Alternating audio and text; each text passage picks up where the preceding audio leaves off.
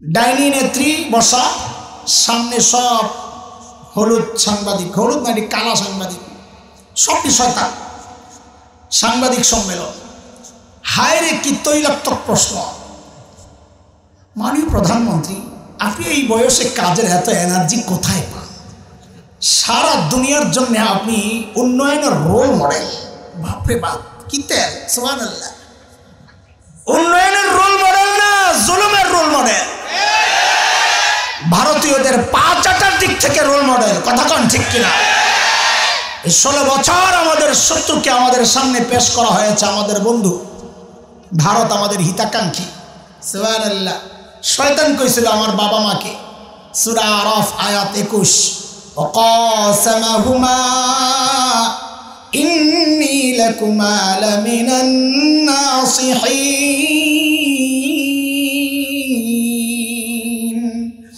আল্লাহর কসম, আমি আপনাদের বন্ধু, হিতাকাঙ্ক্ষী। হিতাকাঙ্ক্ষী শয়তান যার হিতাকাঙ্ক্ষী হয় তার আর বন্ধু লাগে, শত্রু লাগে না। ভারত যার বন্ধু হয় তারও আর শত্রু লাগে না।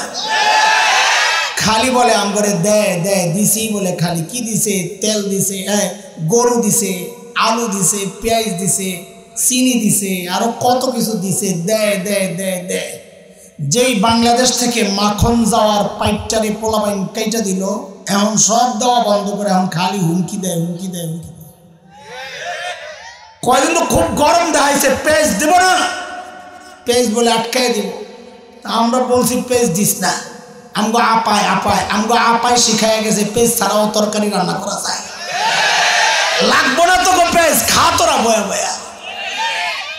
যে একটু মেরুদণ্ড সোজা করে দাঁড়াইছি, পেঁয়াজ লাগবো না। এমন দিই বস্তা, পেঁয়াজের বস্তা সামনে লইয়া বয়া বয়া কান্দে। কি খবর দাদা, কি খবর দাদা? দিনকাল ভালো যাচ্ছে না দাদা? কেন বাংলাদেশিরা পেঁয়াজ দিচ্ছে না দাদা? তো তোরা খা। কর্তিকা খাইব, কলিজা তো নাই। শুকাইতে শুকাইতে হাড্ডি হয়ে গেছে, এত কামজুস এগুলা। আমার এক ব্যবসা ছিল কলকাতায়, তো বড় পার্টি, তার কাছে যখন আমি নিজে যখন যেতাম, তো মহাজন আইছে, মাটির ছোট্ট একটা এই পেয়ালা, মাটির ওয়ান টাইম ইউজ করে এগুলা, এই ছোট্ট পেয়ালা দিয়ে একটু চা দিত। আমি কিন্তু বড় পার্টি হব, আর একটা ছোট্ট টোস্ট বিস্কুট দিয়া কইতো, দাদা পুরোটা খেয়ে নিয়েন, দাদা পুরোটা খায় নিয়েন। এই দূর চা আর দূর বিস্কুট বলে পুরোটা খায় নিত। কয় আমার কম দেই।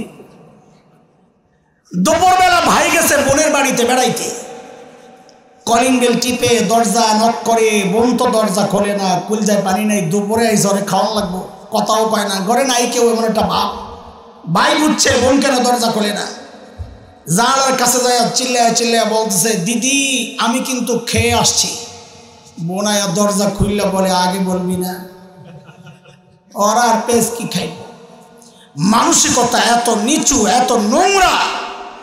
এই জন্যে যখন দেখি সীমান্তে আমার দেশে ঢুকার একটা ভাব দিতেছে, দেন না কদিন খালি দেখাইতেছে ঢুকে যাইব ভাব, দাও কোদাল লয়ে আইছে সাধারণরা বিএসএফ এর সাথে। তা আমি বলি, বেটা তোদের যে নোংরা চিন্তা আর মানসিকতা যত সংকীর্ণ, আমার দেশ দখল করার আগে নিজেদের হাগার জায়গা ঠিক কর। এখনো যারা রাস্তাঘাটে মলত্যাগ করে, বিশ্বাস করেন না, যারা দেওবন্দে গেছে ওনাগরে জিজ্ঞেস করেন। আমরা যখন কলকাতা থেকে ট্রেনে উঠছি দেওবন্দের উদ্দেশ্যে সাহারানপুর যাব, অনেক লম্বা সফর, রাত যায় দিন আসে, দিন যায় রাত আসে। তো রাত শেষ হইলেই জানালার কাছে যায় দেখতাম নতুন এলাকা কেমন। আয় আল্লাহ, মাঝে মাঝে গেলেই তো লজ্জায় মুখ ফিরাই নিতে হইতো। কেন? ওই রেল লাইনের পাশে লাইন ধইরা ফ্যামিলি প্যাকেজ, বুড়া জুয়ান নারী পুরুষ গুড়া গাড়া যা আছে, চিকুন বোতল একটা লইয়া চুপচাপ বয়া বয়া কামসারে। বেডিরা একটু মানুষজত রক্ষায় কাপড়টারে সামনের দিকে টাইনা দেয়, কিন্তু পিছন দিয়া তো খালি কামসারতাছে। ওরা বলে আমরা দেশ দখল করবো, ওরা হুমকে দেয়, আমি ভয় পাই না, আমি শুধু হাসি। ওই কলিজা ওদের নাই। আমি বলি, আরে সাহস করে ধুইকা না যাবি, আজ হোক খেলা হবে ইনশাআল্লাহ। আরে ছোটবেলা থেকে যে জিহাদি চেতনা লালন করছি, সেটা প্রয়োগ আর বাস্তবায়নের সুযোগ তোরা না ঢুকলে তো পাচ্ছি না। আমরা নির্দিষ্ট কোনো ভূখণ্ড নিয়ে আমাদের পরিকল্পনা সাজাই না। ইমানদারদের পরিকল্পনা গোটা দুনিয়া ব্যাপী। আলহামদুলিল্লাহ আমাদের স্বপ্ন বাস্তবায়ন শুরু হয়ে গেছে। তাকায়া দেখ, ওই সিরিয়ায় কালিমার পতাকা উঠে গেছে। তাকায়া দেখ, আফগানিস্তানে কালিমার পতাকা উঠে গেছে। আরে আমার দেশকে দখল করবি? আমরা তো স্বপ্ন দেখি ইনশাআল্লাহ খুব শিগগির দিল্লির লালকেল্লায় আবারও কালিমার পতাকা পথ পথ করবে ইনশাআল্লাহ।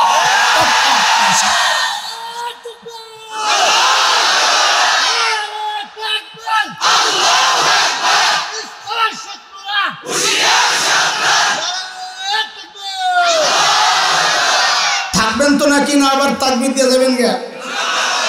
মুসলমান পালায় না, যারা রক্ত দিতে জানে তারা পালাতে জানে না। ফখরুলের বাড়ির তালাশও করে না, বুঝিস নাই তোরা? থাক না, আমরা তো ময়দান তালাশ করি। ময়দান কোন জায়গায় লাখমু খালি, ওই ময়দান তালাশ করি। কথা কন ঠিক কিনা? এটাই আমাদের ইতিহাস। যারা রক্ত দিতে জানে, শাহাদাত যাদের চূড়ান্ত তামান্না, তাদেরকে হুমকি দিয়া লাভ নাই। বরং আমাদের পূর্বপুরুষের ইতিহাসটা একটু পড়ে আসো। আমাদের পূর্বপুরুষ উলামায়ে দেওবন্দের ইতিহাস হচ্ছে তাদের রক্ত যখন এই জমিন স্পর্শ করেছিল, ব্রিটিশ লাল কুত্তারা পালাতে বাধ্য হয়েছে। উলামায়ে দেওবন্দের রক্ত যখন আফগানের জমিন স্পর্শ করেছে, রাশিয়ার শ্বেত ভল্লুকেরা পালাতে বাধ্য হয়েছে। সাম্প্রতিককালে তালেবানের শরীর হয়ে যখন উলামায়ে দেওবন্দের রক্ত আফগানিস্তানের জমিন স্পর্শ করেছে, আমেরিকা, নেটো, লাল কুত্তারা লেজ গুটাইয়া পালাতে বাধ্য হয়েছে। আল্লাহর কসম, যদি আমার দেশে আমার রক্ত স্পর্শ করে আমার এই জমিন, নতুন এক ইতিহাস তৈরি হবে।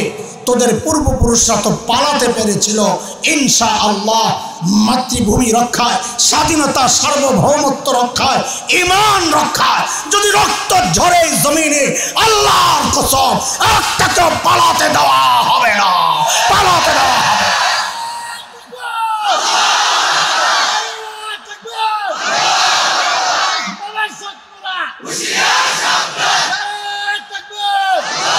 মুহতারাম হাজরিন, হযরত ওমর রেজায় যখন কইছে ঠিক মতো চালের, বাপরে বাপ, এই দেশের এই সময়ের শাসক যদি হইতো তো কি করতো? কোন রকম বিদায় করে গোয়েন্দা সংস্থারে বলতো কি, এর তেল বেড়ে গেছে, এর আয়না করে ঢুকা। কথা কও? কিন্তু তিনি তো ওমর। তিনি কে? তিনি তো ওমর। হযরত ওমরের দিল শান্ত হয়ে গেছে, ঠান্ডা হয়ে গেছে। যে আল্লাহ, এত নেককার মানুষ, এমন সৎসাহস, এই লোক আমার দরকার। জোর করে ধরে সিরিয়ার এক শহর ছিল হিমস, হিমসের গভর্নর বানায়া পাঠায়। চলছে হিমসে ওনার নেতৃত্ব। এর মধ্যে হিমসে কিছু অর্থনৈতিক মন্দা চলছিল।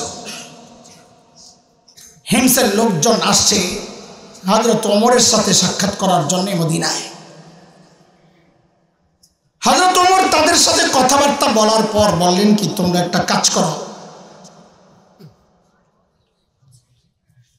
হিমসের গরিবদের একটা লিস্ট দাও, আমি রাষ্ট্রীয় কোষাগার থেকে ওদের জন্য কিছু বরাদ্দ দিয়ে দিই। সুযোগ পাইয়া হিমসের মানুষ লিস্ট একটা করছে লম্বা, নিয়ে হযরত ওমরের কাছে জমা দিছে। ফুকারা ও হিমস, হিমসের গরিবদের লিস্ট। আল্লাহ আল্লাহ আল্লাহ, সাইয়েদনা ওমর লিস্টটা হাতে নিয়ে অবাক হয়ে তাকায় রয়েছে, এটা কি কারবার? কেন? হযরত ওমর দেখেন যে ওই লিস্টের শুরুর দিকেই হিমসের গভর্নর সাঈদ ইবনে আমের আল জুমাহির নাম। অথচ দুনিয়ার নিয়ম হচ্ছে, যেই এলাকা যত ধনী হয়, এলাকার শাসক যারা থাকে তারাও এরকম ধনী হয়। ওই সময় সারা দুনিয়ার বাণিজ্যিক শহর হলো সিরিয়া। সেই সিরিয়ার এক শহরের গভর্নর তো সময়ের সেরা ধনী হওয়ার কথা, অথচ গরিবের লিস্টে গভর্নরের নাম। সাইয়েদনা ওমর জানতে চাইলেন, আমি এরকম ফাটে এরকম কি ব্যাপার, তোমাদের গভর্নর বুঝি গরিব মানুষ? হিমসের লোকেরা জবাব দিলেন, বালা আমিরুনা আফকরুনা, আমাদের গভর্নর শুধু গরিব না, হিমসের মধ্যে সবচাইতে গরিব। হযরত ওমর এই কথা শুনে এতটা খুশি হয়েছে, সাথে সাথে 1000 স্বর্ণ মুদ্রা প্যাকেট করে দূত মারফত পাঠায়া দিয়েছেন, যাও আমার পক্ষ থেকে এটা আমার সাইদকে হাদিয়া দিয়ে আসো। কত কত কি বুঝে সুবহানাল্লাহ কইছেন, আল্লাহ জানে। আরে কত কত 1000 কি বুঝেননি? হিসাব করতে বুঝবেন, আম করতে বেশ লেগে যায়। 1 স্বর্ণ মুদ্রা হানাফি মাযহাব মতে 3.2 গ্রাম, সেই হিসাবে প্রায় 3.5 মুদ্রায় 1 ভরি। ওই হিসাব করলে 1000 স্বর্ণ মুদ্রা মানে প্রায় 350 ভরি। 1 লাখ টাকা ভরি হইল তো 3.5 কোটি টাকা। হ্যাঁ, এই বিশাল অঙ্কের হাদিয়া যখন হযরত সাঈদের সামনে পেশ করা হয়েছে, আমিরুল মুমিনের পক্ষ থেকে হাদিয়া, হযরত সাঈদ প্যাকেটটা খুলে যখন দেখলেন এই বিশাল অঙ্কের হাদিয়া তার জন্যে, তিনি কি করলেন? সাথে সাথে প্যাকেটটাকে ছুঁড়ে মেরে চিৎকার দিয়ে বলে উঠলেন, ইন্না লিল্লাহি ওয়া ইন্না ইলাইহি রাজিউন। কি পড়ছে? এক কথা বলেন, কি পড়ছে? হাদিয়া পাইলে ইন্না লিল্লাহ পড়ার কথা না আলহামদুলিল্লাহ? হ্যাঁ হ্যাঁ, আল্লাহর নবীর সাহাবী কি পড়ছে? আপনারা কি করতেন জানি না। আমার ইমানের যে হালত, এমন একটা পোটলা যদি পাইতাম তো বুকে লইয়া লাভ দিয়া ঘরের ভিতরে যাইয়া বউরে বাচ্চা করে সবাইরে কইতাম আলহামদুলিল্লাহ পড়তে, তাকে আর লাফাইতাম। বিশ্বাস না হইলে দিয়া দেন।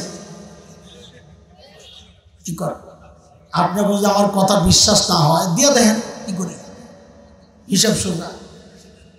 আল্লাহর নবীর সাহাবী কি পড়ছেন? কর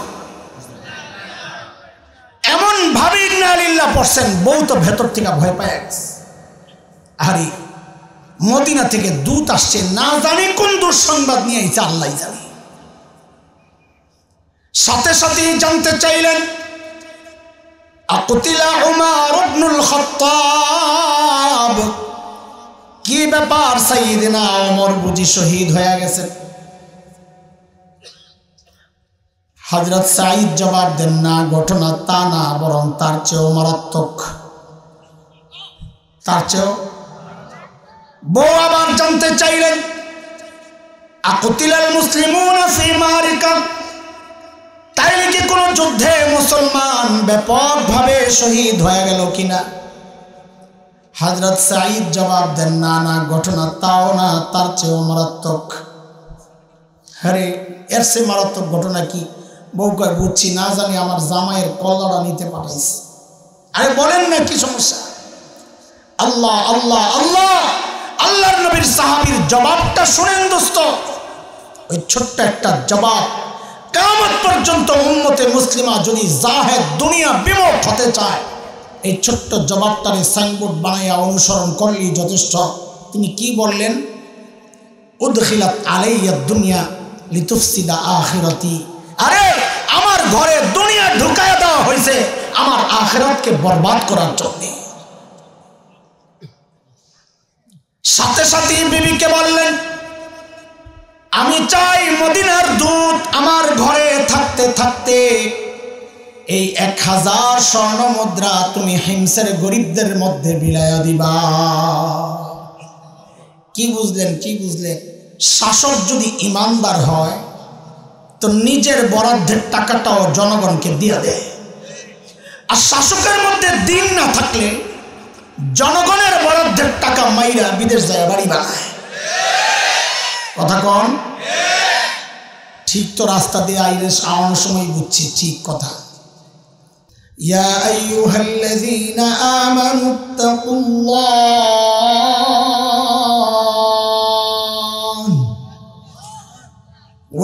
ওয়ালতানজুর নাফসুম মা قدمت لغد واتقوا الله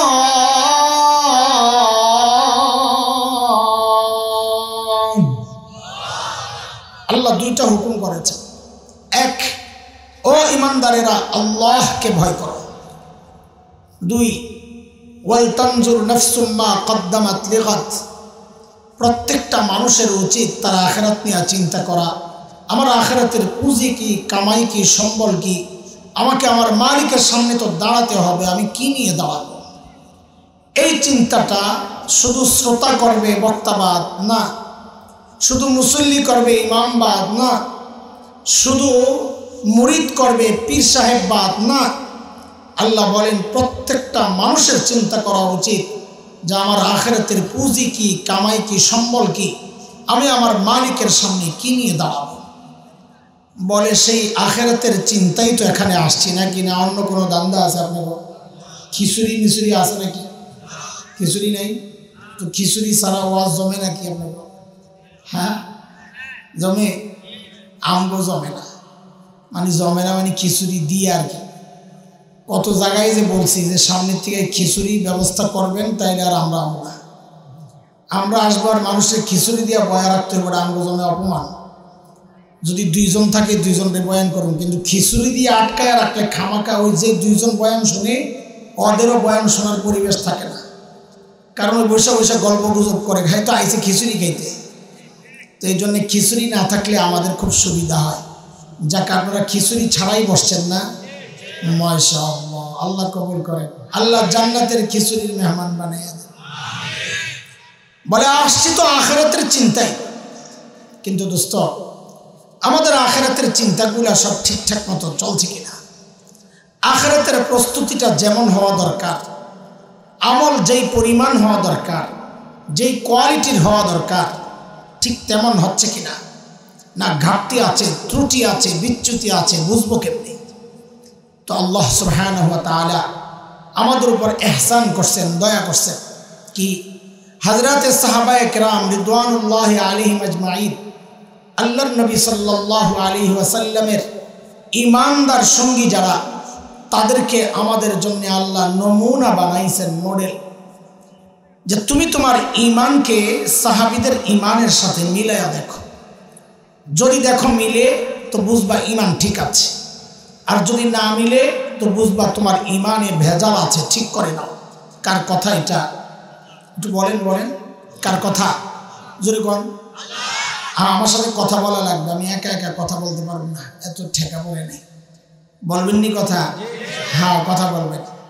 আল্লাহ বলেন فَإِنْ آمَنُوا بِمِثْلِ مَا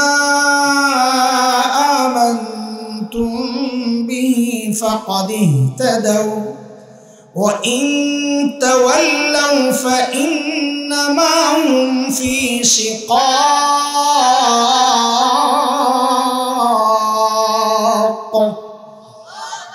আল্লাহ বলেন তুমি তোমার তাকওয়াকে সাহাবীদের তাকওয়ার সাথে মিলাও। বলে কেন মিলাবো? তো আল্লাহ যেন বলছেন কেন মিলাবা? তুমি যে মুত্তাকি দাবি করো, তোমার বউই তো স্বীকার করে না তুমি মুত্তাকি। পিসাব কাছে খবর লয়ে দেখেন, বউ পিসাবের কাছে মুরিদ হয় না।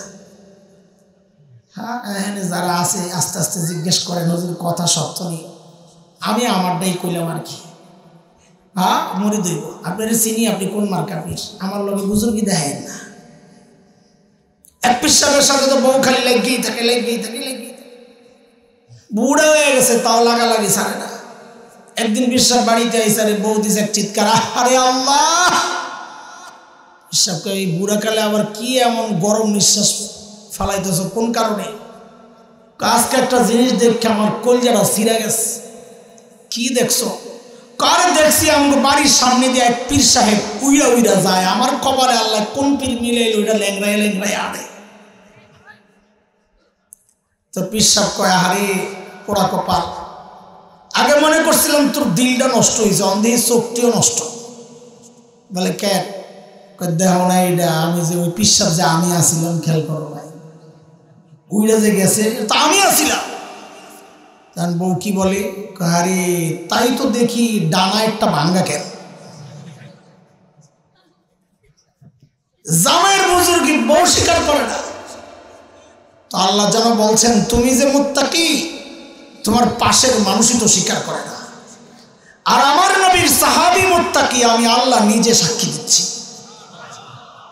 বলে সাক্ষী কি হিসাবে দিচ্ছে? আমি পরীক্ষা নিছি, পরীক্ষা।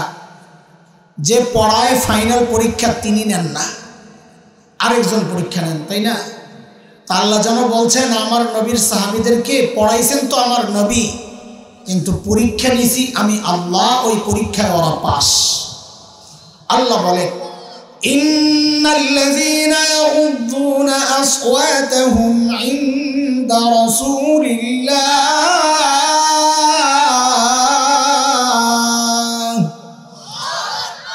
উলাইকা আল্লাযীনা ইমতাহানাল্লাহু কুলুবাহুম লিত্তাকওয়া লাহুম মাগফিরাতুন ওয়া আজরুন আযীম।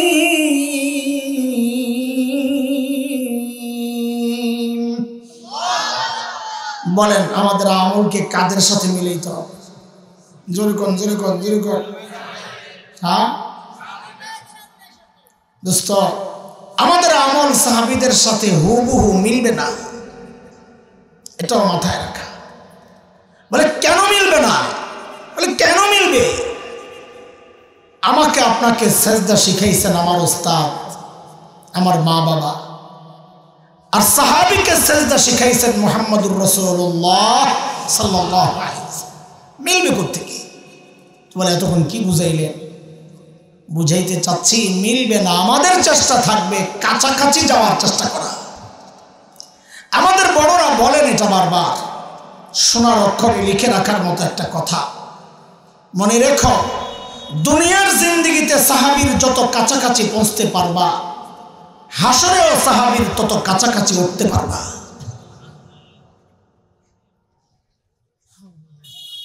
কাজে আমাদের আমলকে কাদের সাথে মিলাইতে হবে? বলেন আমার একটু, কাদের সাথে? বলে আল্লাহ সাহাবীদের সাথে যে মিলাইতে বলতেছে, যদি মিলাইতে পারি একটু কষ্ট মষ্টে, কি দিবেন আগে কোন না? তা আল্লাহর পক্ষ থেকে জবাব কি আসে জানেন? সাহাবীদেরকে যা দিছি তোমাদেরকেও তাই দিন। কি দিছে? বলে দুইটা দিছি। ইন্না লিল্লাহি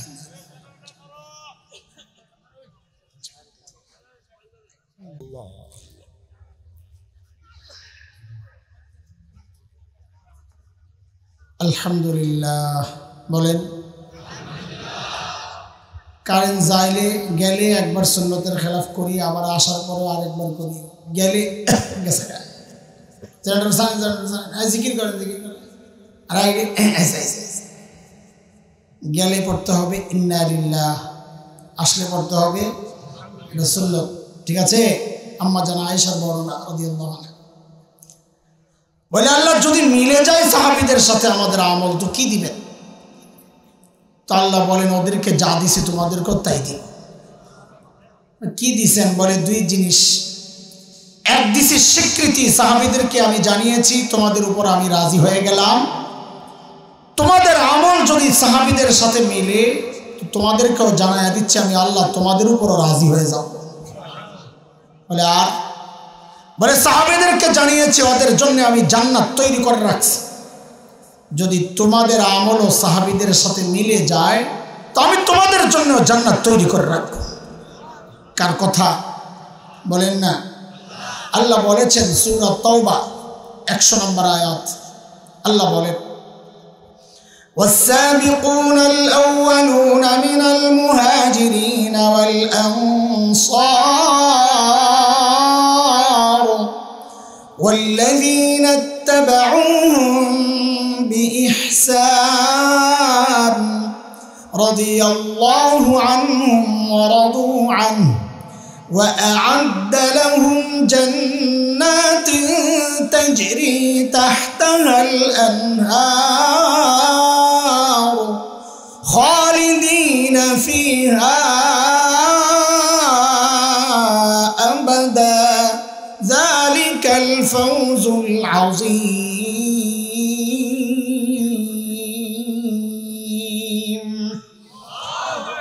বলেন আবার বলেন আমাদের আমলকে কাদের সাথে মিলাবো?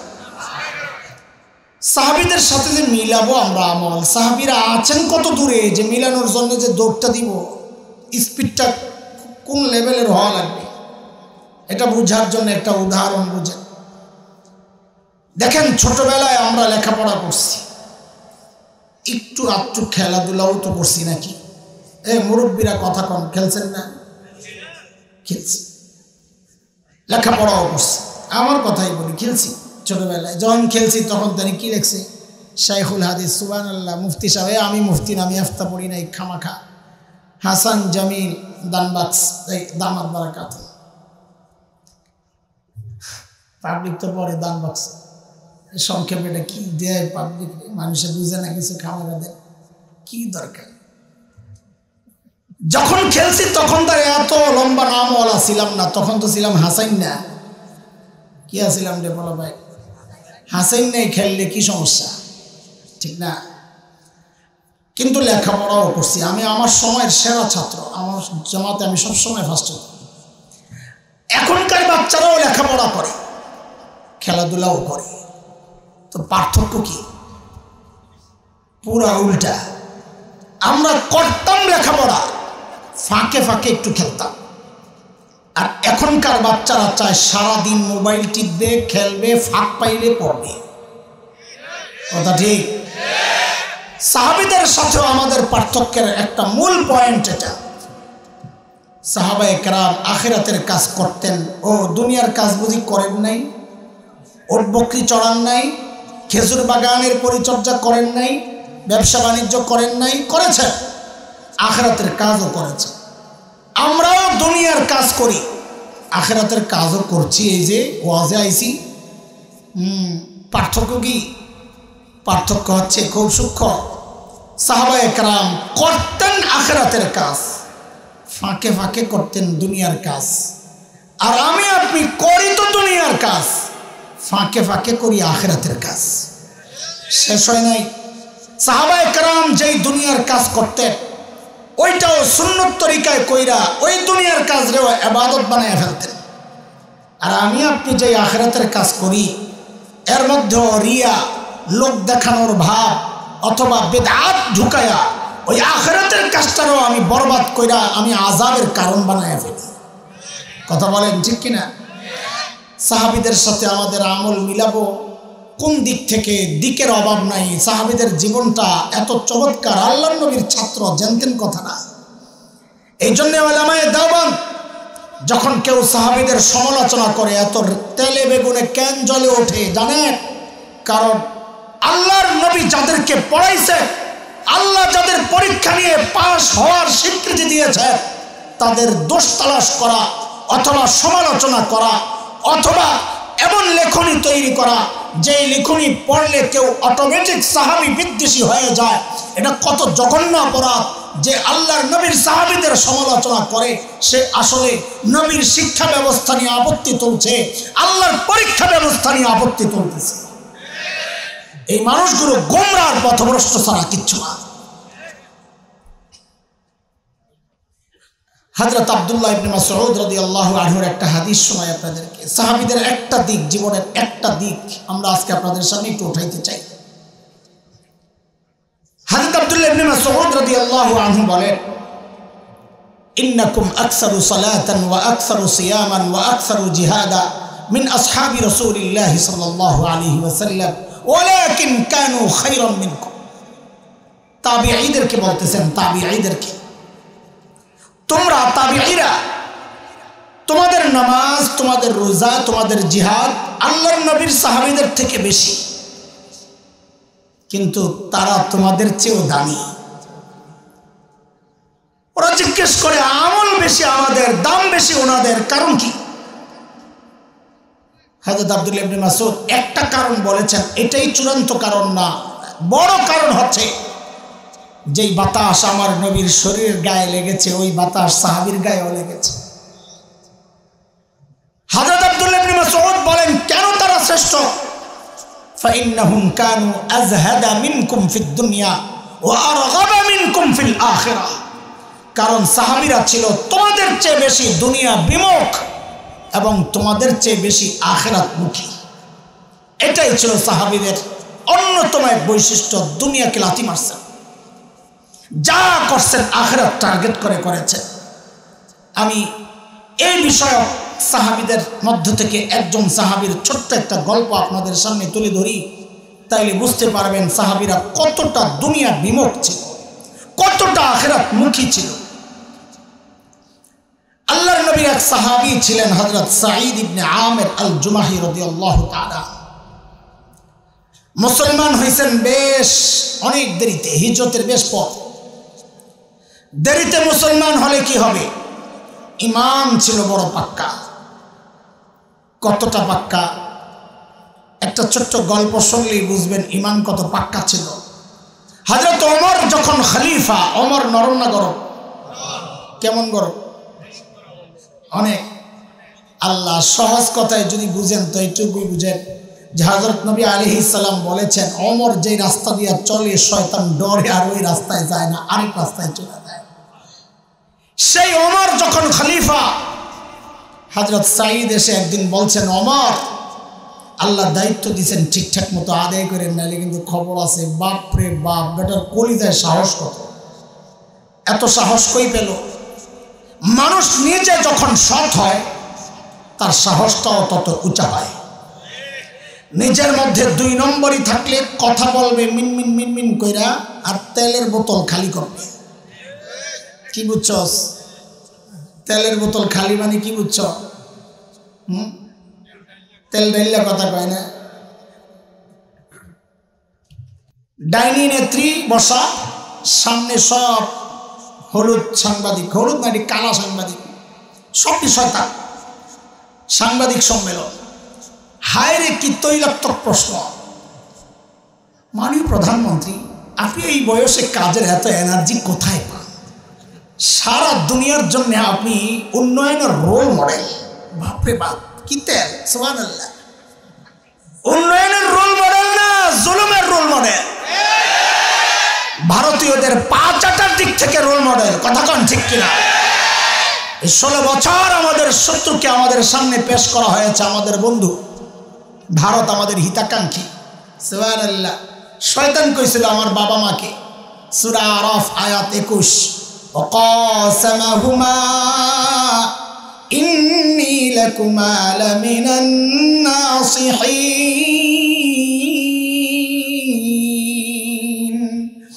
আল্লাহর কসম, আমি আপনাদের বন্ধু, হিতাকাঙ্ক্ষী। হিতাকাঙ্ক্ষী শয়তান যার হিতাকাঙ্ক্ষী হয় তার আর বন্ধু লাগে, শত্রু লাগে না।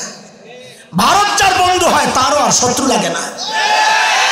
খালি বলে আমগরে দেয় দেয় দিছি বলে, খালি কি দিছে? তেল দিছে, গরু দিছে, আলু দিছে, পেঁয়াজ দিছে, চিনি দিছে, আরো কত কিছু দিছে। দেয় দেয় দেয় দেয়। যেই বাংলাদেশ থেকে মাখন যাওয়ার পাইপটারে পোলাপাইন কাইটা দিল, এখন সব দেওয়া বন্ধ করে এখন খালি হুমকি দেয়, হুমকি দেয়, হুমকি দেয়। কয়দিন তো খুব গরম দেখাইছে, পেঁয়াজ দেব না, পেঁয়াজ বলে আটকাই দিব। আমরা বলছি পেঁয়াজ দিস না, আমগো আপায় আপায়, আমগো আপায় শিখাই গেছে পেঁয়াজ ছাড়াও তরকারি রান্না করা যায়। লাগবো না তো পেঁয়াজ, খা তোরা বয়া বয়া। যে একটু মেরুদণ্ড সোজা করে দাঁড়াইছি, পেঁয়াজ লাগবো না। এমন দেখি বস্তা, পেঁয়াজের বস্তা সামনে লইয়া বয়া বয়া কান্দে। কি খবর দাদা? কি খবর দাদা? দিনকাল ভালো যাচ্ছে না দাদা? কেন বাংলাদেশিরা পেঁয়াজ দিচ্ছে না দাদা? তো তোরা খা। কর্তিকা খাইব, কলিজা তো নাই, শুকাইতে শুকাইতে হাড্ডি হয়ে গেছে। এত কাঞ্জুস এগুলা। আমার এক ব্যবসা ছিল কলকাতায়, তো বড় পার্টি, তার কাছে যখন আমি নিজে যখন যেতাম, তো মহাজন আইছে, মাটির ছোট্ট একটা এই পেয়ালা, মাটির ওয়ান টাইম ইউজ করে এগুলা, এই ছোট্ট পেয়ালা দিয়ে একটু চা দিত।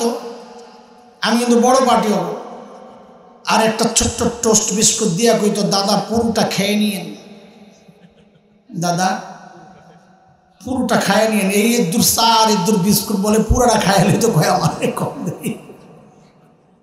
দুপুরবেলা ভাই গেছে বোনের বাড়িতে বেড়াইতে, কলিং বেল টিপে দরজা নক করে, বোন তো দরজা খোলে না, কুলজায় পানি নাই, দুপুরে এই ঝরে খাওয়ান লাগবো, কথাও কয় না, ঘরে নাই কেউ, এমন একটা ভাব। ভাই বুঝছে বোন কেন দরজা খোলে না, জানালার কাছে যায় চিল্লায় চিল্লায় বলতেছে, দিদি আমি কিন্তু খেয়ে আসছি। বোন আয়া দরজা খুললে বলে, আগে বলবি না? ওরা আর পেস কি খাইব? মানসিকতা এত নিচু, এত নোংরা। এই জন্য যখন দেখি সীমান্তে আমার দেশে ঢোকার একটা ভাব দিতেছে, দেখেন না কদিন খালি দেখাইতেছে ঢুকে যাবো ভাব, দাও কোদাল লয়ে আইছে সাধারণরা বিএসএফ এর সাথে। তা আমি বলি, বেটা তোদের যে নোংরা চিন্তা আর মানসিকতা যত সংকীর্ণ, আমার দেশ দখল করার আগে নিজেদের হাগার জায়গা ঠিক কর। মলত্যাগ করে। বিশ্বাস করেন না, যারা দেওবন্দে গেছে ওনাগরে জিজ্ঞেস করেন। আমরা যখন কলকাতা থেকে ট্রেনে উঠছি দেওবন্দের উদ্দেশ্যে সাহারানপুর যাব, অনেক লম্বা সফর, রাত যায় দিন আসে, দিন যায় রাত আসে। তো রাত শেষ হইলেই জানালার কাছে যায় দেখতাম নতুন এলাকা কেমন। আয় আল্লাহ, মাঝে মাঝে গেলেই তো লজ্জায় মুখ ফিরায় নিতে হইতো। কেন? ওই রেল লাইনের পাশে লাইন ধইরা ফ্যামিলি প্যাকেজ, বুড়া জুয়ান নারী পুরুষ গুড়া গাড়া যা আছে চিকুন বোতল একটা লইয়া চুপচাপ বয়া বয়া কামসারে। বেডিরা একটু মানুষজত রক্ষায় কাপড়টারে সামনের দিকে টাইনা দেয়, কিন্তু পিছন দিয়া তো খালি কামসারতাছে। ওরা বলে আমাকে দেশ দখল করবো, ওরা হুমকে দেয়, আমি ভয় পাই না, আমি শুধু হাসি। ওই কলিজা ওদের নাই। আমি বলি আরে সাহস করে ধুইকা না যাবি, আজ হোক খেলা হবে ইনশাআল্লাহ। আরে ছোটবেলা থেকে যে জিহাদি চেতনা লালন করছি সেটা প্রয়োগ আর বাস্তবায়নের সুযোগ তোরা না ঢুকলে তো পাচ্ছি না। আমরা নির্দিষ্ট কোনো ভূখণ্ড নিয়ে আমাদের পরিকল্পনা সাজাই না। ইমানদারদের পরিকল্পনা গোটা দুনিয়া ব্যাপী। আলহামদুলিল্লাহ আমাদের স্বপ্ন বাস্তবায়ন শুরু হয়ে গেছে। তাকায়া দেখ, ওই সিরিয়ায় কালিমার পতাকা উঠে গেছে। তাকায়া দেখ, আফগানিস্তানের কালিমার পতাকা উঠে গেছে। আরে আমার দেশকে দখল করবি, আমরা তো স্বপ্ন দেখি ইনশাআল্লাহ খুব শিগগির দিল্লির লালকেল্লায় আবারও কালিমার পতাকা পপ পপ করবে ইনশাআল্লাহ।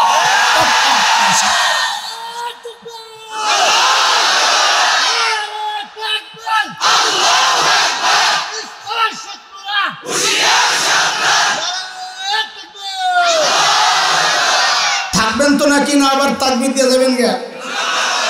মুসলমান পালায় না, যারা রক্ত দিতে জানে তারা পালাতে জানে না। ফখরুলের বাড়ির তালাশও করে না। বুঝিস নাই তোরা, থাক না। আমরা তো ময়দান তালাশ করি, ময়দান কোন জায়গায় লাখমু খালি, ওই ময়দান তালাশ করি। কথা কোন ঠিক কিনা? এটাই আমাদের ইতিহাস। যারা রক্ত দিতে জানে, শাহাদাত যাদের চূড়ান্ত তামান্না, তাদেরকে হুমকি দিয়া লাভ নাই। বরং আমাদের পূর্বপুরুষের ইতিহাসটা একটু পড়ে আসো। আমাদের পূর্বপুরুষ ওলামায়ে দেওবন্দের ইতিহাস হচ্ছে তাদের রক্ত যখন এই জমিন স্পর্শ করেছিল ব্রিটিশ লাল কুত্তারা পালাতে বাধ্য হয়েছে। ওলামায়ে দেওবন্দের রক্ত যখন আফগানের জমিন স্পর্শ করেছে রাশিয়ার শ্বেত ভল্লুকেরা পালাতে বাধ্য হয়েছে। সাম্প্রতিককালে তালেবানের শরীর হয়ে যখন ওলামায়ে দেওবন্দের রক্ত আফগানিস্তানের জমিন স্পর্শ করেছে আমেরিকা নেটো লাল কুত্তারা লেজ গুটাইয়া পালাতে বাধ্য হয়েছে। আল্লাহর কসম, যদি আমার দেশে আমার রক্ত স্পর্শ করে আমার এই জমিন, নতুন এক ইতিহাস তৈরি হবে। তোদের পূর্বপুরুষরা তো পালাতে পেরেছিল ইনশাআল্লাহ। মাতৃভূমি রক্ষায়, স্বাধীনতা সার্বভৌমত্ব রক্ষায়, ঈমান রক্ষায় যদি রক্ত ঝরে জমিনে, আল্লাহর কসম একটাকে পালাতে দেওয়া হবে না, পালাতে দেওয়া হবে।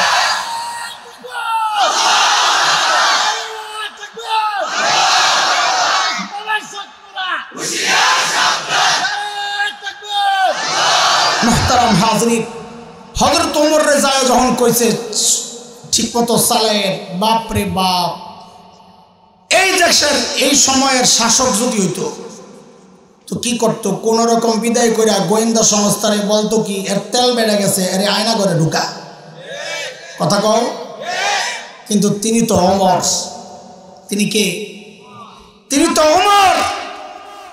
হযরত ওমরের দিল শান্ত হয়ে গেছে, ঠান্ডা হয়ে গেছে। যে আল্লাহ, এত নেককার মানুষ, এমন সৎসাহস, এই লোক আমার দরকার। জোর করে ধরে সিরিয়ার এক শহর ছিল হিমস, হিমসের গভর্নর বানায়া পাঠায়। চলছে হিমসে ওনার নেতৃত্ব। এর মধ্যে হিমসে কিছু অর্থনৈতিক মন্দা চলছিল। হিমসের লোকজন আসছে হযরত ওমরের সাথে সাক্ষাৎ করার জন্য মদিনায়। হযরত ওমর তাদের সাথে কথাবার্তা বলার পর বললেন কি, তোমরা একটা কাজ করো, হিমসের গরিবদের একটা লিস্ট দাও, আমি রাষ্ট্রীয় কোষাগার থেকে ওদের জন্য কিছু বরাদ্দ দিয়ে দিই। সুযোগ পাইয়া হিমসের মানুষ লিস্ট একটা করছে লম্বা, নিয়ে হযরত ওমরের কাছে জমা দিছে। ফুকারা ও হিমস, হিমসের গরিবদের লিস্ট। আল্লাহ আল্লাহ আল্লাহ,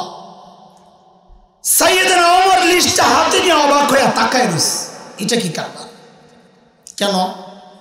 হযরত ওমর দেখেন যে ওই লিস্টের শুরুর দিকেই হিমসের গভর্নর সাঈদ ইবনে আমের আল জুমাহির নাম। অথচ দুনিয়ার নিয়ম হচ্ছে যেই এলাকা যত ধনী হয়, এলাকার শাসক যারা থাকে তারাও এরকম ধনী হয়। ওই সময় সারা দুনিয়ার বাণিজ্যিক শহর হলো সিরিয়া। সেই সিরিয়ার এক শহরের গভর্নর তো সময়ের সেরা ধনী হওয়ার কথা, অথচ গরিবের লিস্টে গভর্নরের নাম। সাইয়েদনা ওমর জানতে চাইলেন, আমি এরকম ফাঁকে এরকম কি ব্যাপার, তোমাদের গভর্নর বুঝি গরিব মানুষ? হিমসের লোকেরা জবাব দিলেন, বালা আমি অরুণা আফকরুনা, আমাদের গভর্নর শুধু গরিব না, হিমসের মধ্যে সবচাইতে গরিব। হযরত ওমর এই কথা শুনে এতটা খুশি হয়েছে, সাথে সাথে 1000 স্বর্ণ মুদ্রা প্যাকেট করে দূত মারফত পাঠাইয়া দিয়েছেন, যাও আমার পক্ষ থেকে এটা আমার সাঈদকে হাদিয়া দিয়ে আসো। কত কত কি বুঝে সুবহানাল্লাহ কইছেন, আল্লাহ জানে। আরে কত কত 1000 কি বুঝেননি? হিসাব করতে বুঝবেন, আম করতে বেশ লেগে যায়। 1 স্বর্ণ মুদ্রা হানাফি মাযহাব মতে 3.2 গ্রাম, সেই হিসাবে প্রায় 3.5 মুদ্রায় 1 ভরি। ওই হিসাব করলে 1000 স্বর্ণ মুদ্রা মানে প্রায় 350 ভরি। 1 লাখ টাকা ভরি হইল তো 3.5 কোটি টাকা। হ্যাঁ, এই বিশাল অঙ্কের হাদিয়া যখন হযরত সাঈদের সামনে পেশ করা হয়েছে, আমিরুল মুমিনের পক্ষ থেকে হাদিয়া, হযরত সাঈদ প্যাকেটটা খুলে যখন দেখলেন এই বিশাল অঙ্কের হাদিয়া তার জন্যে, তিনি কি করলেন, সাথে সাথে প্যাকেটটাকে ছুঁড়ে মেরে চিৎকার দিয়ে বলে উঠলেন, ইন্না লিল্লাহি ওয়া ইন্না ইলাইহি রাজিউন। কি পড়ছেন? এর কথা বলেন, কি পড়ছেন? হাদিয়া পাইলে ইন্না লিল্লাহ পড়ার কথা না আলহামদুলিল্লাহ? হ্যাঁ হ্যাঁ, আল্লাহর নবীর সাহাবী কি পড়ছেন? আপনারা কি করতেন জানি না। আমার ইমানের যে হালত, এমন একটা পোটলা যদি পাইতাম তো বুকে লইয়া লাভ দিয়া ঘরের ভিতরে যাইয়া বউরে বাচ্চা করে সবাইরে কইতাম আলহামদুলিল্লাহ পড়তে, তাকে আর লাফাইতাম। বিশ্বাস না হইলে দিয়া দেন। কি কর আপনার যদি আমার কথা বিশ্বাস না হয় দিয়া দেখেন কি করে, হিসাব শুননা। আল্লাহর নবীর সাহাবী কি পড়ছেন কর, এমন ভাবে ইন্না লিল্লাহ পড়ছেন, বউ তো ভেতর থেকে ভয় পায় গেছে। আরে মদিনা থেকে দূত আসছে, না জানি কোন দুঃসংবাদ নিয়ে আইছে, আল্লাহ জানে। সাথে সাথে জানতে চাইলেন, আকুতিলা উমর ইবনুল খাত্তাব, কি ব্যাপার সাইয়েদনা ওমর বুঝি শহীদ হয়ে গেছে? হযরত সাঈদ জবাব দেন, না, ঘটনা তা না, বরং তার চেয়েও মারাত্মক, তার চেয়েও। বউ আবার জানতে চাইলেন, আকুতিলাল মুসলিমুনা ফি মারিকা, তাইলে কি কোন যুদ্ধে মুসলমান ব্যাপকভাবে শহীদ হয়ে গেল কিনা? হযরত সাঈদ জবাব দেন, না না, ঘটনা তাও না, তার চেয়েও মারাত্মক। আরে এর চেয়ে মারাত্মক ঘটনা কি? বউ কয়, বুঝছি, না জানি আমার জামাইয়ের কল্লাটা নিতে পাঠাইছে। আরে বলেন না, কি সমস্যা? আল্লাহ আল্লাহ আল্লাহ, আল্লাহর নবীর সাহাবীর জবাবটা শুনেন দোস্ত। ওই ছোট্ট একটা জবাব কিয়ামত পর্যন্ত উম্মতে মুসলিমা যদি জাহেদ দুনিয়া বিমুখ হতে চায়, এই ছোট্ট জবাবটারে সাইনবোর্ড বানাইয়া অনুসরণ করলেই যথেষ্ট। তিনি কি বললেন? উদখিলাত আলাইয়া দুনিয়া লিতুফসিদা আখিরাতি, আরে আমার ঘরে দুনিয়া ঢুকায়া দেওয়া হয়েছে আমার আখিরাতকে বরবাদ করার জন্য। সাথে সাথে বিবিকে বললেন, আমি চাই মদিনার দূত আমার ঘরে থাকতে থাকতে এই 1000 স্বর্ণ মুদ্রা তুমি হিমসের গরিবদের মধ্যে বিলায়া দিবা। কি বুঝলেন? কি বুঝলেন? শাসক যদি ইমানদার হয় তো নিজের বরাদ্দের টাকাটাও জনগণকে দিয়ে দেয়। আর শাসকের মধ্যে দিন না থাকলে জনগণের বরাদ্দের টাকা মাইরা বিদেশ যায় বাড়ি বানায়। কথা কন ঠিক তো? রাস্তা দিয়ে আইলে আওয়ানোর সময় বুঝছি ঠিক কথা। অর্ধেক কথা না করে যদি বাকি অর্ধেক না বুঝে তোর তো বড় মুশকিল। আচ্ছা ঠিক আছে, না বুঝতে সমস্যা নেই। বউ যখন কইছে সব দিয়ে দাও, বউ তো আর আমাদের বউ না। না আপনাকে বউ বালা, আমাদের কথা কই, সামনে নাই সমস্যা নাই। আপনাকে কথা কইলে আমি কোন বিপদে পড়ি যে সিধা দিয়ে আইছি। আমার বউর কইতাম সব দিয়ে দাও, একটা বেসকে যে মাল লইলে আমার সব দিয়ে দিব, বুজুর্গি দেখা। বেশি বিড়াবিড়ি করলে বলতো দুই ভাগ করেন, অর্ধেক আমার অর্ধেক আপনার। আমারটা থাক, ঘরের কত কাম আছে, আপনারটা দান করে দেন, অনেক সওয়াব হবে। কিন্তু বউ তো সাহাবীর বউ। এ পোলাপাইন কথা কও, কার বউ? শোন শোন, সময় নাই আমার এই মজা কইরা কইরা রস লাগায় লাগায় কথা কর সময় নাই। শর্ট করা লাগবে, যেহেতু পিছনে গাড়ি একটা লেগে রয়েছে, আমারটা ছেড়ে দেওয়া লাগবো। একটা পরামর্শ করা যায়, যারা বিয়া করস নাই তোদেরকে, খালি আয়ে হুজুরের কাছে তাবিজের লেগে, হুজুর কে জানি আমার তাবিজ করে বিয়ে আটকায় রাখছে, খালি তোর তাবিজই করে বিয়ে আটকায় রাখছে। বউ পাই না, পাবি কেমনি? তো নিজের 2 নম্বর আর বউ তালাশ করে রাবেয়া বসিয়া। আল্লাহ কি জালেম রে বেটা, তোর মতো 2 নম্বরের কাছে নেককার মেয়েটারে পাঠাই ওরে ঠকাইব। তুই 2 নম্বর বউ তালাশ কর, 2 নম্বর দেখবি বউর অভাব নাই। এই জন্য একটা পড়া মুখস্থ কর, আমার সাথে সাথে বিয়ার সময় কাজে লাগবো। বল, জেসকার লগে তেসকা, জোরে কহ। চেহারা দেখে তো মনে হয় অধিকাংশই বিয়া ছাড়া, তো আওয়াজ এত সবকে শর্মাস নিচের দিকে তাকায় কয়ালা জেসকার লগে তেসকা। কিন্তু আমার কথা না রে, এটা কোরআনের কথা, সূরা নূরে আসছে না? আল্লাহ তাআলা বলে, আল খাবিসাতু লিল খাবিসিনা ওয়াল খাবিসুনা লিল খাবিসাত ওয়াত-তাইয়িবাতু লিত-তাইয়িবিনা ওয়াত-তাইয়িবুনা লিত-তাইয়িবাত উলাইকা মুবাররাউনা মিম্মা ইয়াকুলুন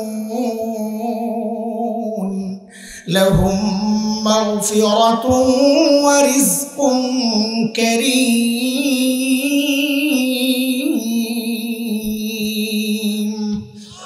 এই আয়াতের সংক্ষেপ তরজমা যদি করি তো এটাই বেরিব, জেসকার লগে তেসকা। ভাই ঠিক আছে নি? আর ঠিক আছে। হযরত সাঈদ যখন বললেন সব দিয়ে দাও, বউ সাথে সাথে নিয়ে সব দিয়ে দিস। দুধ তো অবাক, আরে কই আসলাম, এরা মানুষ না ফেরেশতা। দ্রুত ফেরত গেছেন মদিনায়। হযরত ওমরকে গল্প শোনানোর পর ওমর এত খুশি হয়েছে, আবার 1000 স্বর্ণ প্যাকেট করে কয় আবার দিয়া যায়। এইবারও সেম কাহিনী, কয় সব দিয়া দাও। এইবার বউ একটু মোড়া দিস, কারণ ঘরের অনেক জরুরত সামনে বুঝবেন, যেগুলো ঘরওয়ালা জানে। অনেক সময় আমাদের এমন হয়, ঘরে কি অবস্থা জানি না, অনেকের এই বদ অভ্যাস আছে। রাত্রে ঘরে যায় বউরে দেয় ঝাড়ি, খানা কি সব প্রত্যেকদিন একই খানা, এটি কী করো, ভালো লাগে না আর খাইতে। তো বাজারে যান না, যে আমার সময় আছে নাকি? সময় নাই তো যা বেডের ঝাড়ি মারুস কেনা, যা দেয় তা খাইয়া চুপচাপ ঘুরে থাকবে। ঠিক নি কথা? এমন আসামি আসিনি এনে জোরে কয় না তো, শর্মাইতেছে। জানি বেটা, আমিও তো 1 নম্বর। এইবার বউ একটু মোড়া দিছে, কয় কিছু রাখা যায় না? হযরত সাঈদ বলেন, তোমার কি কিছু দরকার? কত সবটাই রেখে দাও। আলহামদুলিল্লাহ। কয় শোনো, রাখবা যে, আমরা গরিব মানুষ, ঘর ভাঙ্গাচুরা, কখন ডাকাত পরে সব লয়ে যাবো। একটা কাম করো, একজনের কাছে আমানত রেখে দিই, নিরাপদ জায়গা, যিনি আমাদের দরকারের সময় খালি ফেরত দিবেন না, আরো বাড়াইয়া দিবেন। বুক মাশাআল্লাহ, তাহলে তো আরো ভালো। তো হযরত সাঈদ কয় তাহলে এটাও দান করে দাও, কারণ দান করা মানে আল্লাহর কাছে আমানত রাখা। হাসরের মাঠে যখন আমাদের অনেক দরকার লাগবে, তখন খালি দিবেন না, অনেক বাড়াইয়া দিবেন। বলে কত বাড়াইয়া দিবেন? বলে যত বাড়াইলে তুমি জান্নাতে যাইতে পারবা। দুধ তো এইবার বেড়ায় পারে না, বেহুশ হয়ে যায়। কিরে ভাই কই আর আইলা, কি মানুষ এরা! দৌড়ে আমার কাছে মদিনায় হযরত ওমরকে এই ঘটনা শোনানোর পর এইবার ওমর এতটা খুশি হয়েছে, সাথে সাথে হুকুম জারি করলেন, এই কাফেলা রেডি কর, আমার সাঈদকে দেখতে যাব।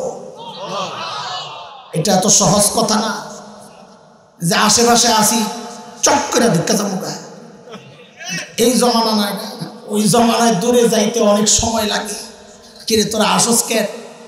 চট করে শুনলে আসিয়া না, নসিহত কর, নসিহত যে চট কইরা না ঢুকে চট পইরা ঢুকেন। কি কয়? চট পিঠে, চট পিঠে পইরা ঢুকেন। পোলাবেন এই বাণিজ্যের মতো সাপের মতন পিড়াইয়া কলা পাতায় শোয়া রাখবো। আর কথা কও ঠিক কিনা? হ্যাঁ, বহুত জ্বালাইছেন। সাইয়েদনা ওমরের কাফেলা যখন হিমসে ঢুকে, গোটা হিমস যেন ভেঙ্গে পড়ে। চারদিক থেকে হাজারো মানুষ ছুটে ছুটে আসছে। কেন হারে? মদিনা থেকে আমাদের আমিরুল মুমিনিন আসছেন, আল্লাহর নবীর শ্রেষ্ঠ সাহাবী ওমর ইবনুল খাত্তাব আসতেছেন এক নজর দেখার জন্য। হযরত ওমর বসা, পাশে সাঈদ ইবনে আমের, সামনে হাজারো মানুষ। হযরত ওমর চিন্তা করলেন, সাঈদকে আমি তো ভালো জানি, কিন্তু জনগণ কি বলে, এই সুযোগে একটু পরীক্ষা করে নেওয়া যাক। অনেক সময় দেখা যায় নেতার কাছে নেতা ভালো, কিন্তু পাবলিক নেতারে দেখতে পারে না। হয়নি আমার? সাইয়েদনা ওমর ডাক দিয়ে জিজ্ঞেস করলেন, এই হিমসের মানুষ, তোমাদের গভর্নরের বিরুদ্ধে কারো কোনো অভিযোগ আছেনি? থাকলে দাঁড়ায়া যাও।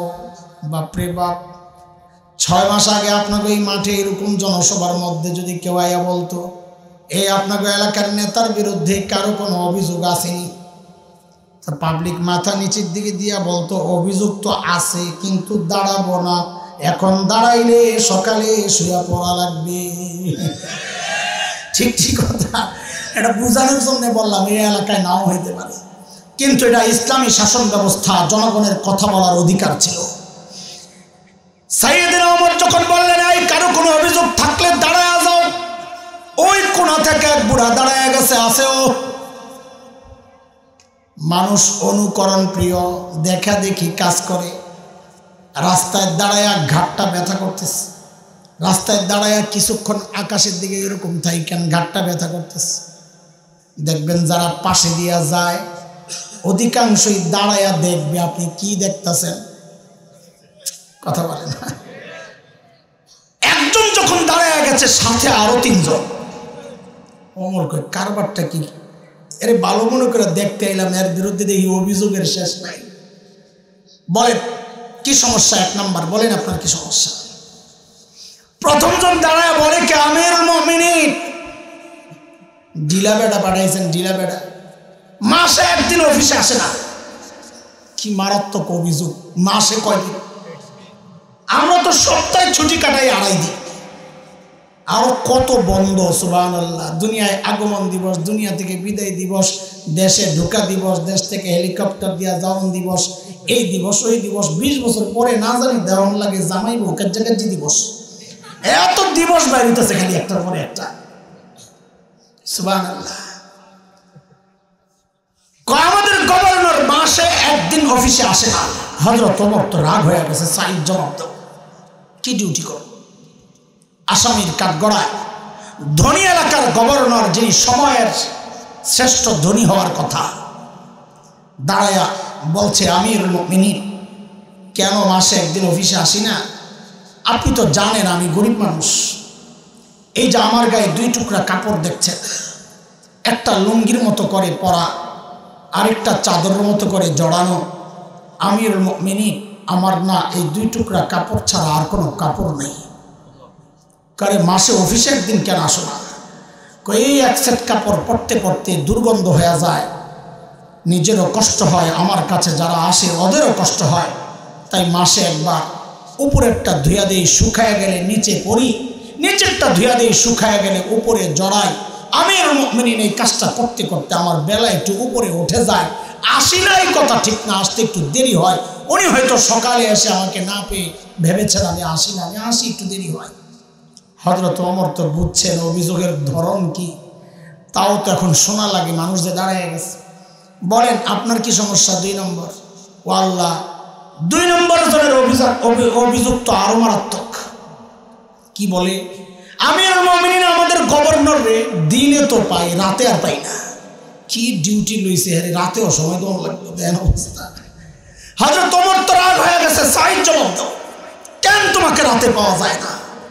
আহারে, আসামির কাঠগড়ায় আল্লাহর নবীর সাহাবী কাচুমাচু করে জবাব দিচ্ছেন, আমিরুল মুমিনিন এটা তো একান্ত ব্যাপার ছিল, প্রকাশ করতে চাই না, এখন তো না বলেও পারছি না, যেহেতু প্রশ্নের মুখে পড়ে গেছি। আমিরুল মুমিনিন কেন আমাকে রাতে পাওয়া যায় না? কসমতু হায়াতি বাইনা রাব্বি ওয়া বাইনা ইবাদি। আমিরুল মুমিনিন জীবনটারে 2টা ভাগ করছি, রাতটা আমি আমার মালিককে সময় দেই, দিনটা মালিকের বান্দাদেরকে সময় দেই।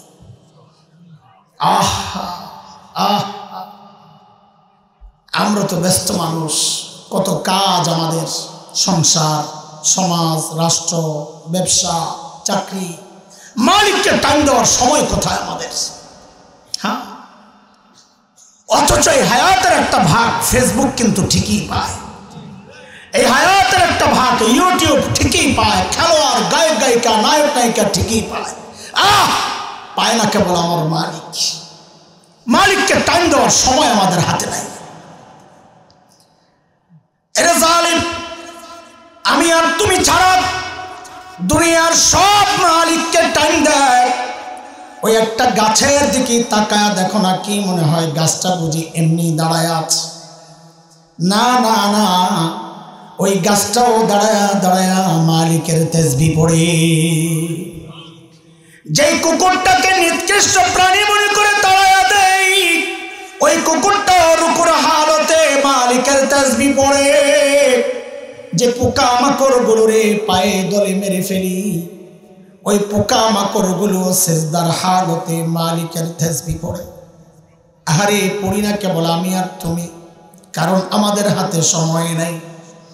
কসম আল্লাহর, এরে ভাই বন্ধু বলে যাচ্ছে কসম আল্লাহর, সময়ের দিন আসবে কিন্তু করার থাকবে না কিচ্ছু।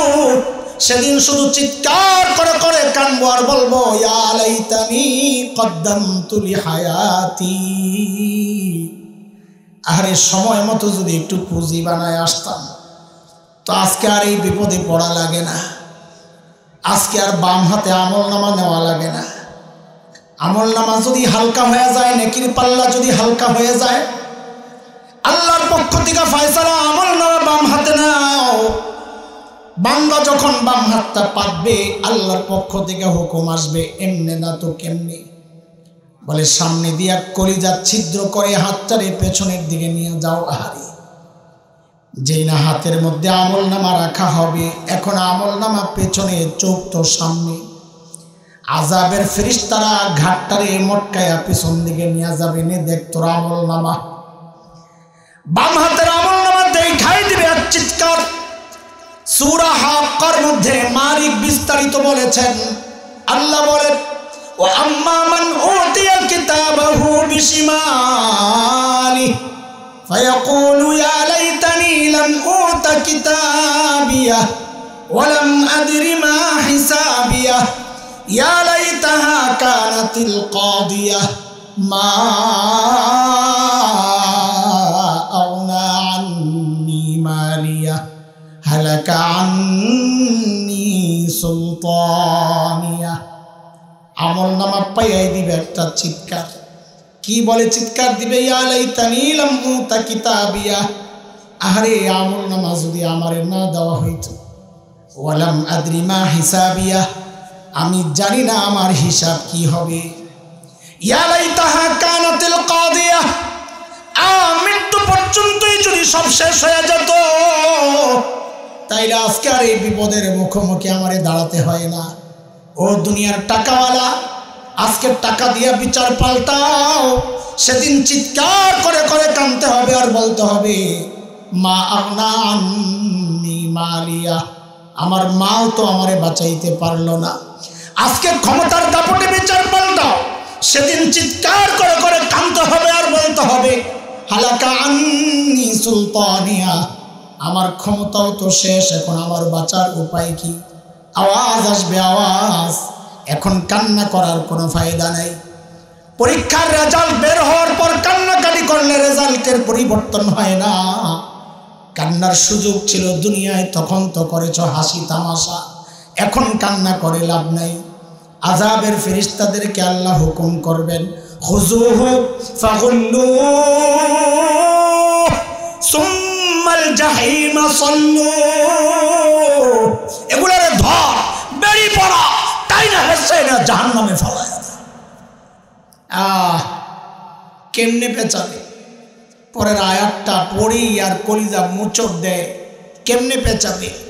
বলে সুম্মা ফি সিলসিলাতিন যারউহা সাবউনা যিরান ফাসলুকু, 70 গজ লম্বা শেকল দিয়া পেঁচানোর পদ্ধতিটা ইবনে আব্বাস রাদিয়াল্লাহু আনহুমার তাফসীরে আসছে। তিনি বলেন শেকল দিয়া কেমনে পেঁচাবে জানো? বলে শেকলের মাথাটা নাকের ছিদ্র দিয়া ঢুকাইয়া পায়খানার রাস্তা দিয়া, নাকের ছিদ্র দিয়া ঢুকাইয়া পায়খানার রাস্তা দিয়া বের করে টাইনা পেঁচাইয়া নেওয়া ফেলায়। এরে বাবা, গুনাহ ছাড়, আখিরাতের পুঁজি বানা। চুল পাইকা সাদা এখনো গুনাহ ছাড়তে পারে, দাড়ি পাইকা সাদা এখনো গুনাহ ছাড়তে পারি না। ছাড়বেন কবে? জিজ্ঞেস করি, কবে ছাড়বেন? আর কত? থামেন না একটু। এরে যুবক, তুমি এমনটা ভেবো না তোমারও চুল পাকবে, দাড়ি পাকবে, সুযোগ পাবা আখিরাতের পুঁজি বানানোর। না না, যাওয়ার কোনো সিরিয়াল নাই, কখনকার ডাক চলে আসে কে জানে। আরে কত বাবাকে দেখছি সন্তানের লাশ কাঁদে নিয়ে যাইতেছে। আরে কে জানে এই মজলিসে এমন কেউ থাকতে পারে, তার খবর নাই, নিশ্চিন্তে বসে আছে এখানে, কিন্তু তার কাফনের কাপড়টা চলে আসছে দোকানে। আরে কে জানে কালকে খবর পাইতে পারে বয়ান করে গেল মাওলানা হাসান জামিল তো দুনিয়ায় চলে গেছে। কখনকার ডাক চলে আসে। হেরে যুবক, হেরে যুবক, আমার কথাগুলো যদি তোদের হৃদয় টাচ না করে, নাও করতে পারে, আমি নিজেই তো পাপী বলেছি শুরুতে, আমি এর চেয়ে ভালো করে বুঝানোর ক্ষমতা আমার নাই। শেষ একটা চেষ্টা আমি করে দেখতে পারি যদি তোরা চাস। কি সেটা? আমি বলি কি, তোরা আমার সামনে আয়, আমার সামনে আয়, তোদের পাওগুলা আমার সামনে মেলে দে, আমি ওই পাওগুলারে জড়াইয়া ধইরা বসা বসা সারা রাত কান্না করি, তাও তোরা গুনাহ ছেড়ে দে, গুনাহ ছেড়ে দে বাবা, গুনাহ ছেড়ে দে। আর এই গুনাহওয়ালা চোখগুলা নিয়ে মালিকের সামনে কেমনে দাঁড়াবো বলেন তো? হ্যাঁ, এই গুনাহওয়ালা কান নিয়ে মালিকের সামনে কেমনে দাঁড়াবো বলেন? সূরা হামিম আস-সাজদা 24 নম্বর পারার 20, 21, 22 নম্বর আয়াতগুলো পড়ে দেখে, যখন এই চোখ, এই কান, এই চামড়া আমার বিরুদ্ধে আল্লাহর আদালতে সাক্ষী দিবে।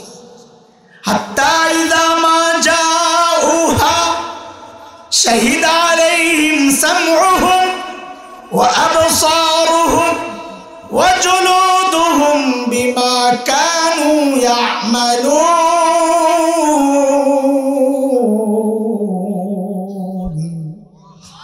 হাত সাক্ষী দিবে, পাও সাক্ষী দিবে, বাঁচার কোনো উপায় নাই। বাবা, গুনাহ ছাড়েন, অতীতের গুনার জন্য লজ্জিত হন, ভয় পেয়ে যায় না, ভয় পেয়ে যায় না, হতাশ হয়েন না, নিরাশ হয়েন না।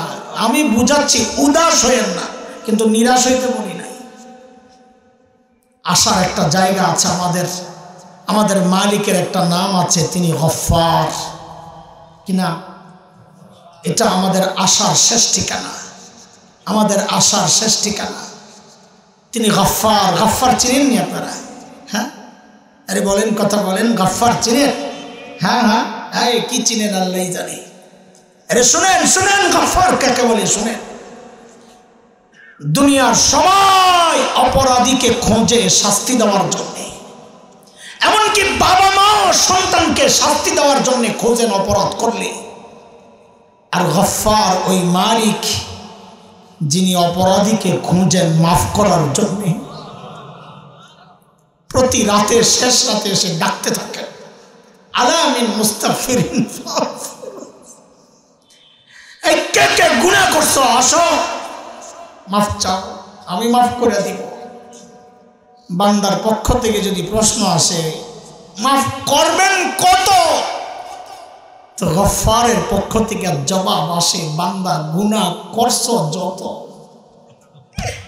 বলে মাফ করবেন কত, বলে গুনাহ করছো যত। বলে যত কত, বলে তোমার গুনাহ যদি সারা দুনিয়া ভরে যায়, ভরতে ভরতে সেই সীমানাহীন আসমান, এখন পর্যন্ত বিজ্ঞানীরা কল্পনাও করতে পারে না এই আসমান কত দূর। আল্লাহ বলে হাদিসে কুদসি, বান্দার গুনাহ যদি সেই আসমানে যায় ঠেকে, তো আল্লাহ বলেন লা উবালি, আমার কোনো পরোয়া নাই, মাফ চাইলে আমি সাথে সাথে সব মাফ করে দেব। আরে চিৎকার করে বলেন না আল্লাহু আকবার। আমি আর হযরত সাঈদ ইবনে আমির আল জুমাহির গল্প শেষ করছি না, বুঝানোর জন্য যে সাহাবায়ে কেরাম কতটা দুনিয়া বিমুখ ছিলেন, কতটা আখিরাত মুখী ছিলেন। সাহাবীদের জীবনকে অনুসরণ করব ইনশাআল্লাহ। আল্লাহ আমাকে বলছেন, বান্দা আমার ভয়ে গুনাহ ছেড়ে দাও আর আখিরাতের পুঁজি বানাও। মায়া করে করে আমাকে আপনাকে প্রতিনিয়ত আল্লাহ এভাবেই বলছেন কি, ইয়া আইয়ুহাল্লাযীনা আমানুত্তাকুল্লাহ ওয়াল তানজুর নাফসুম মা কদ্দামাত লিগাদ ওয়াত্তাকুল্লাহ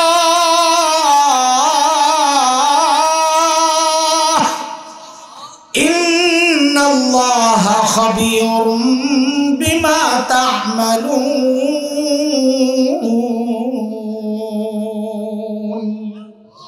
আল্লাহ আমাদের সবাইকে আখিরাতের ভয়ে গুনাহ ছেড়ে দেওয়ার তৌফিক দান করেন, অতীতের সমস্ত গুনাহ খাতা মাফ করে দেন। যেই পুঁজি, যেই পরিমাণ পুঁজি, যেই কোয়ালিটির পুঁজি হইলে সামনে দিয়া যায় আখিরাতে জান্নাতে চলে যেতে পারবো, আল্লাহ আমাদের সবাইকে ওই রকম পুঁজি সমৃদ্ধ করে দুনিয়া থেকে যাওয়ার তৌফিক দান করেন, আমিন। আমরা ধারাবাহিক আলোচনা চলবে।